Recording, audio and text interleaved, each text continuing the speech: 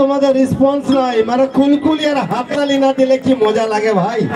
আমারও তো বয়সটা বুঝতে পারছো কোনো 80 হয় নাই, এই 20 পেরায় 21-এ পা দিয়েছি, আমারও মনটা তোমাদের পাড়ায় আছে। দাঁড়াও তবে একটু মামাসি তোমাদিকে দণ্ডবোধ। টুকু টুকু তোমরা হাততালি বাজাবে গো বাবা, লজ্জা করো না। মামাসিরা মনে মনে গাইল দিচ্ছে, দেখ এই খালে ভরা শরীরটা শুকাই গেছে ঝিঙ্গা বরবটির মতন, আর মুখটা যেমন পাতি খুর। টুকু টুকু তোমরাও বাজাবে গো বাবা, লজ্জা করো না, সময়ে সময়ে তোমরাও বাজাবে। আর যারা এতক্ষণ ধরে ধৈর্য ধরে বসে আছে তাদেরকে বলছি ভাই হড়বড়ায় না। বাপের কিরা বলছে থির পানি পাথর কাটে, আর বেশি হড়বড়াইলে মাথা ফাটে। থির বেঁধে বসে থাকো। বাপের কিরা খাই বলছি এখন থেকে 3.5 ঘন্টা যদি সুখা তক্তাতে কাদানা ফুটাই দিতে পারি তো এক বাপের বেটা লয়। যতক্ষণ তোমরা বসে থাকবে ততক্ষণ অনুষ্ঠান আমার এরকম ভাবেই চলবে, খালি তোমরা সময়ে সময়ে একটু ওই ফেটিটা দিয়ে যাবে। আসাম নিয়ে আসছি বলছি আমাদের মানভূম জগতের একটা এমন শিল্পী যাকে দেখতে গেলে সবাই চিনে যাবে, সত্যিকারই যার গানের গলায় এমনই একটা জাদু আছে, আমার প্রতিটি বেওয়াফা বন্ধুর চোখে জল আসে যায়।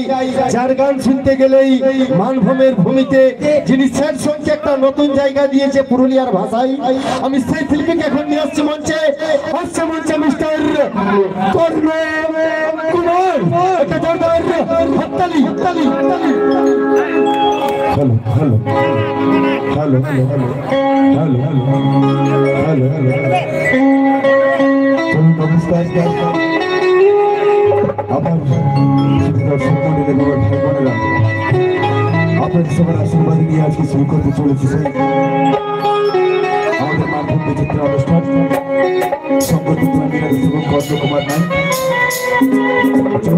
আর বিশেষ বিলম্ব না করে সে নিয়ে আসছেন জেলা গোপের দিকে।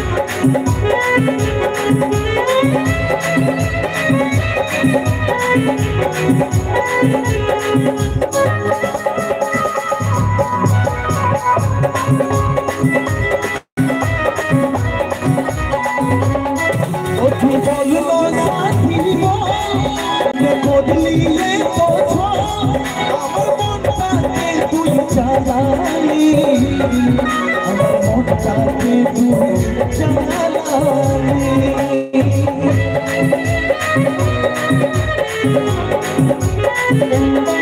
তুই বল সাথী বল কেন করলি এতো ছল আমার মনটাকে তুই জ্বালালি আমার মনটাকে তুই জ্বালালি আজ আমি বলি তোর চোখে বালি শুনতে লোলালি মনে যাবো আমি ও সজনী মনে যাবো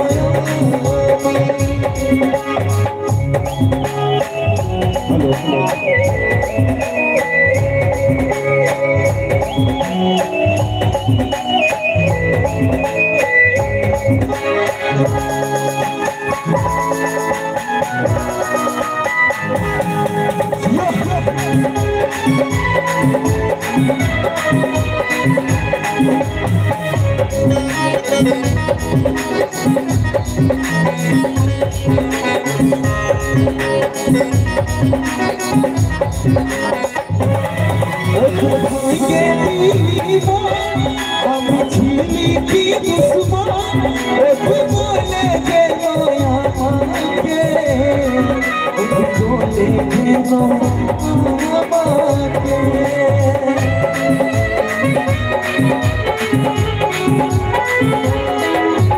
ভাগে দিলি মন আমি ছিলি কি দুশ্মন বলে গেল আমাকে বলে গেল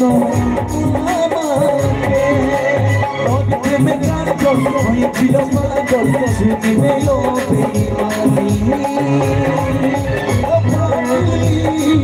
মনে যাবো আমি সজনী মনে যাবো আমি তবে মাত তুই যে হবি কোনদিনও আমি নাই ভাবি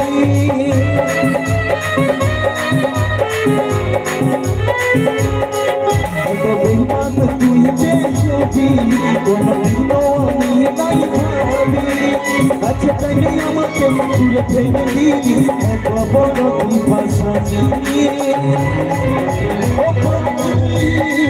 মনে যাবো আমি সজনী মনে যাবো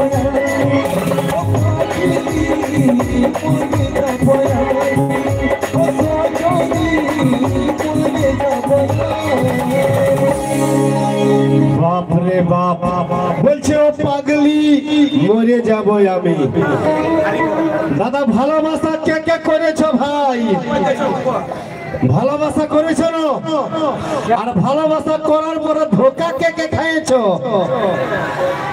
সবাই